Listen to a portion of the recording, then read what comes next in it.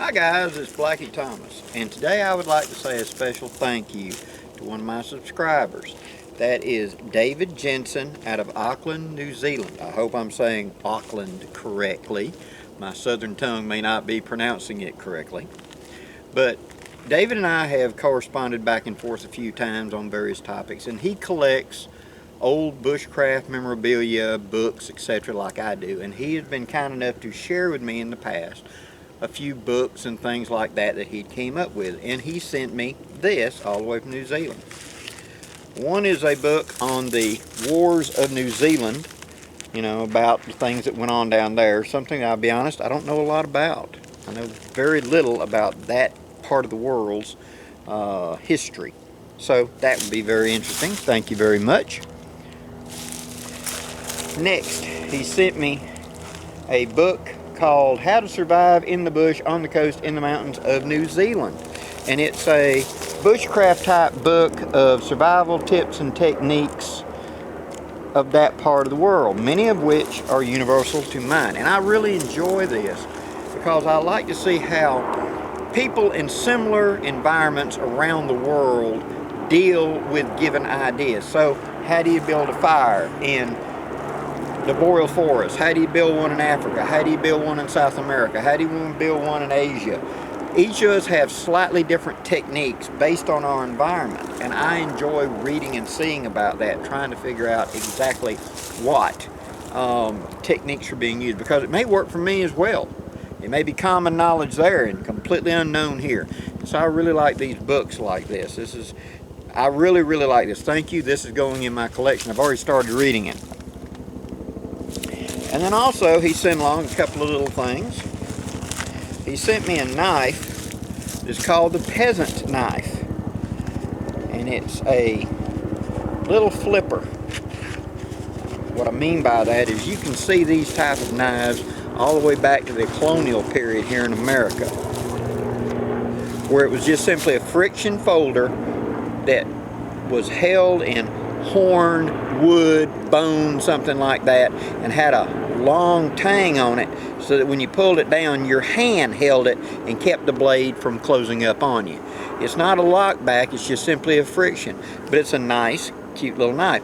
And like I said, this type of knife goes all the way back to the 1700s. I have seen this almost exact design in knives that have been sold and marketed out of museums that are from that time period to the living history reenactor, which I used to do a lot of that. So I'm very familiar with this design. In fact, I had one similar to this in bone handle, in the mid-80s, that I carried in my shooting bag as a patch knife. And it's got a hole, a lanyard hole in the neck thing, so it could be wore as a neck knife. You'd flip it off, flip it open, and have a quick handy knife. Very handy little device. Thank you very much for this. This will be probably, you'll see in some videos. I'm thinking this might end up in my bag because it's nice bright orange. It's hard to lose that. So probably one of my specialty bags is going to end up with this. And then finally, he sent me a neat gadget. Alright. Now,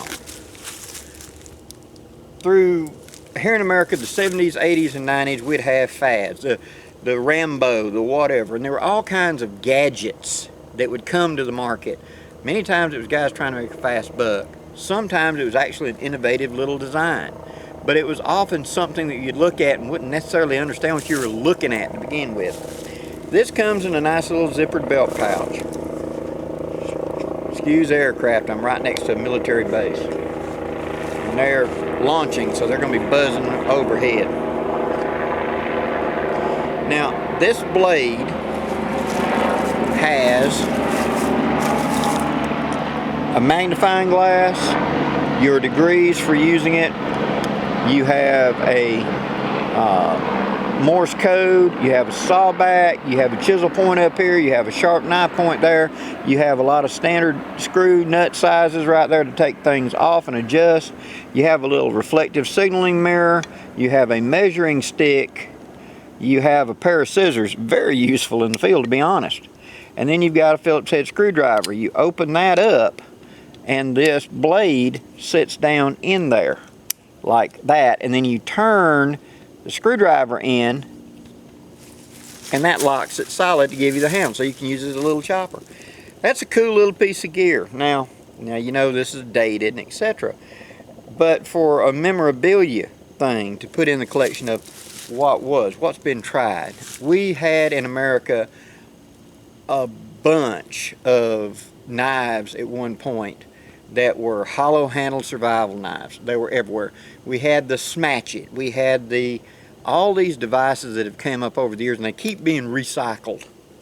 Every couple of generations they'll pop back up. So I'll probably one day look up and this will be the hottest thing on eBay. So we shall see. But again, to David, thank you very much for sending this to me. I do greatly appreciate you adding to my collection. And I thank you for enjoying my videos. And if there's some piece of American surplus kit you want, David, let me know. I'll see if I can get it to you. Till next time, guys, I'm Blackie for Shaman's Forge Woodscraft. Wishing y'all safe journeys. Have a great day, guys.